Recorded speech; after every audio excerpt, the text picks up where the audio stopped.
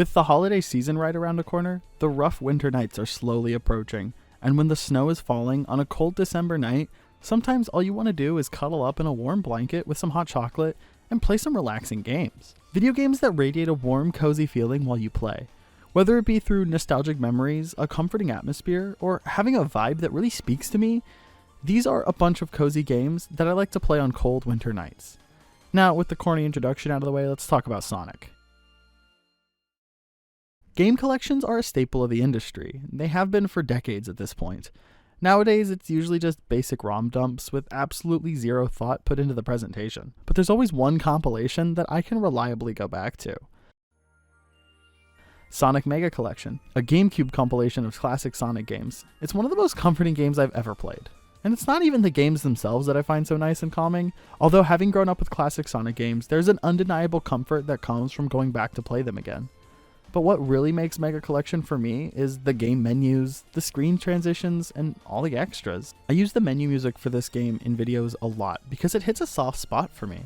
I'm a sucker for a good game compilation, but nobody's done it quite like the Mega Collection. Other Sonic comps that came after even failed to capture the same kind of vibe. The Mega Collection's port to PS2 and Xbox completely changes the menus, which kind of changes the way I feel about the entire game. Now, I know what you're thinking. Putting this game in the video just because of its menus is kind of lame, and to that I would say that you're right. I don't even have a strong nostalgic attachment to this game.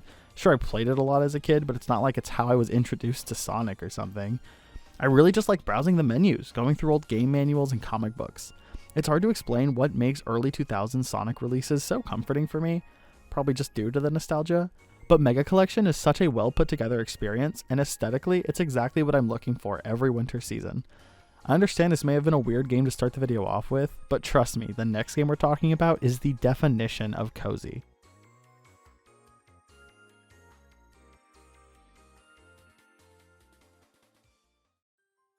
I could honestly talk about any Kirby game in this video. They all have such a warm, comforting feel to them, and I was admittedly having trouble picking only one game in particular. I could have easily picked Dreamland 3, Crystal Shards, or even Return to Dreamland. But after heavy consideration, I had to go with my boy Epic Yarn.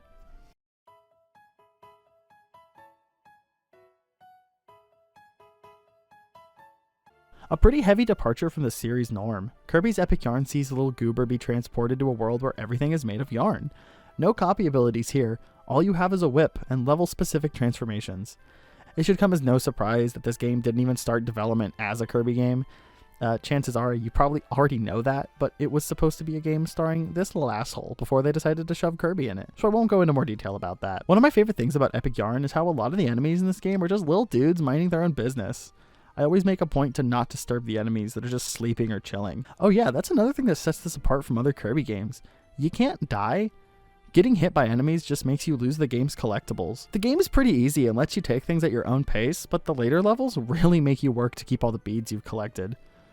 Aside from that, there's also this house customization. It's not as in-depth as something like Animal Crossing, but the music that plays in this part makes it so worth it. Makes you feel like you're finally at peace. Nothing matters anymore because Kirby's here and everything's gonna be okay.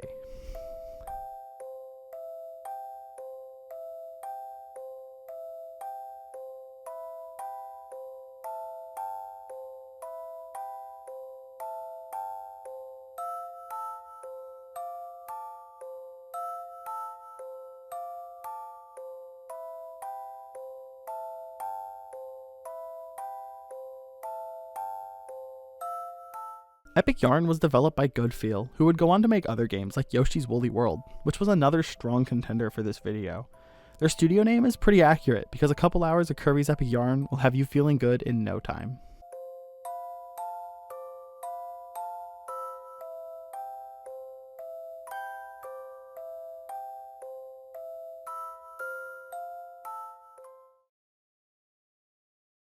But man, if you want to talk feeling good, nothing gets me going pure blanky mode like multi-hour RPGs.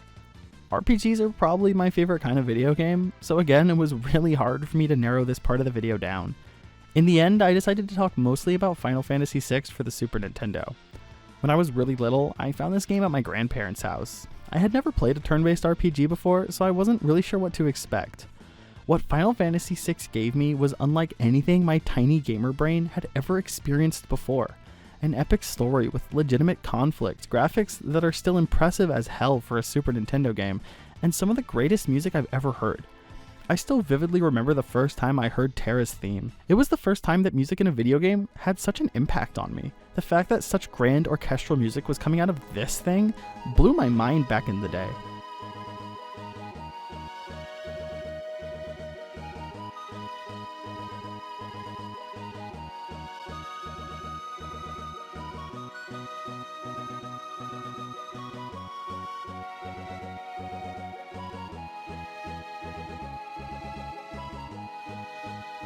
And honestly, hearing the song even today still makes me reminisce on the past, eagerly awaiting any trip to my grandparents' house so I could play more Final Fantasy VI.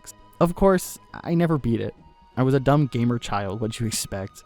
My mind would race with possibilities about where the story would go. It wasn't until I got to high school where I finally beat the game.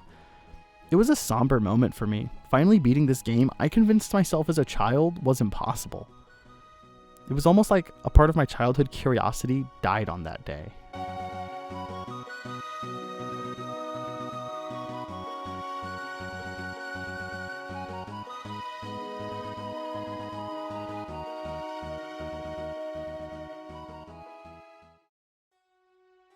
Even though Final Fantasy VI is the one that I associate with the most comforting childhood memories, there's still a ton more RPGs that get me in really cozy moods. Like, how can I not mention Final Fantasy IX with its incredible characters and lovely towns to explore? The whole world really feels alive, probably due to how well the game is aged visually compared to the other PS1 Final Fantasy games. But we're not even stopping there, because Dragon Quest 7 and 8 also got that cozy sauce, probably due to the series' captivating art by manga legend Akira Toriyama. Seriously, Dragon Quest might aesthetically be my favorite RPG series. I guess that means Chrono Trigger is also one of my goats. I'll be honest though, I've yet to give Chrono Trigger the proper time of day. I've played a few hours of it, but I'm really yet to sink my teeth into it.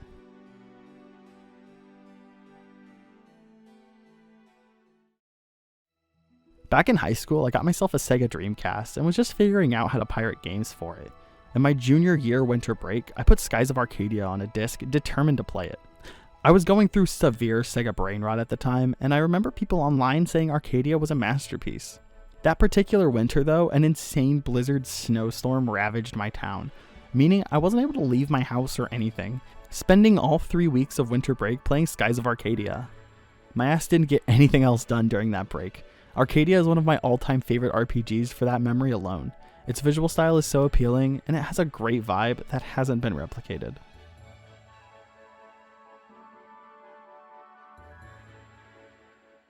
The winter season is one for spending time with friends and family, so with the Christmas spirit in my heart, I've asked a good friend to come onto the show to talk about what their ideal cozy game experience is.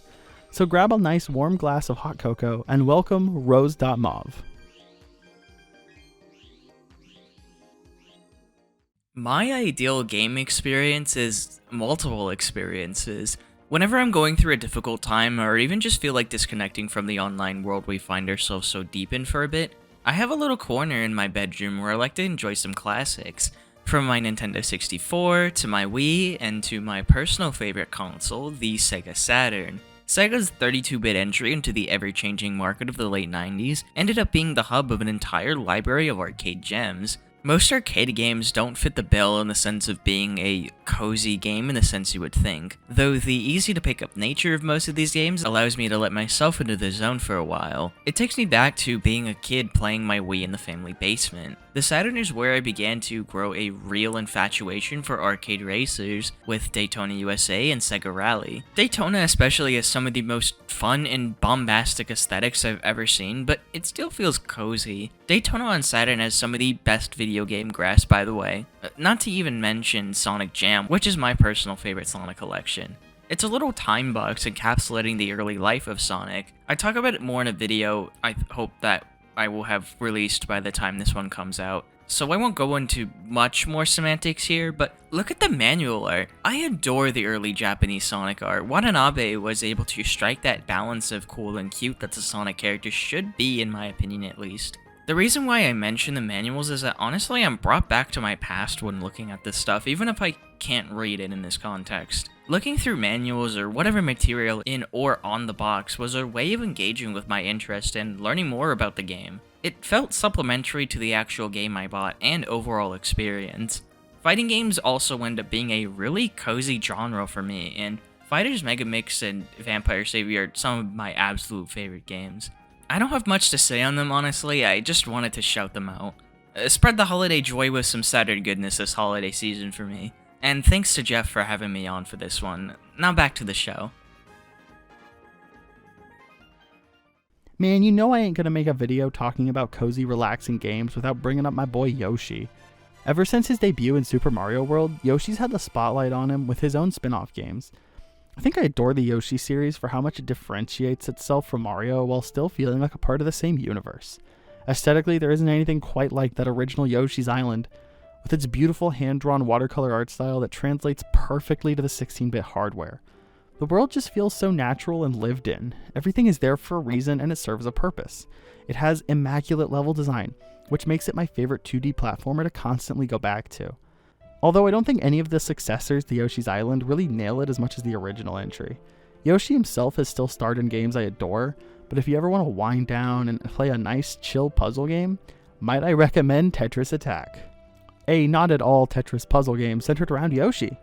The way Tetris Attack goes about its block matching gameplay is unlike other puzzle games that came before and after. But okay, before you come running to me in the comments to correct me, yeah, I'm aware in Japan this game was released as Panel de Pon and featured a whole different art style completely unique to that version of the game, with a new story mode and different characters. When bringing this game to the US, Nintendo probably didn't think the anime Fairy Girls would sell that well, so they replaced the characters with Yoshi. However, because of the use of the Tetris name, Tetris Attack doesn't get re-released much anymore.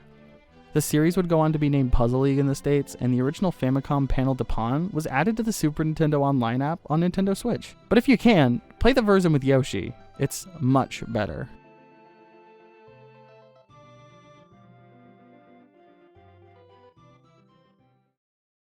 I know it probably would have been really easy for me to talk about a game like Animal Crossing or Harvest Moon or Stardew Valley, and don't get me wrong, all of those games are relaxing in their own way. But they aren't the games that come to my mind when I think about a cozy gaming experience. I guess at the end of the day, any game can be a relaxing, cozy one under the right circumstances. We touched on games today that radiate a certain vibe, ones that calm us down and make us feel happy. I'm sure you have some games like that too, so let me know in the comments what your go-to cozy games are. Once again, I'd like to thank my good friend Rose for being in this video. Go check out all their stuff, it's great.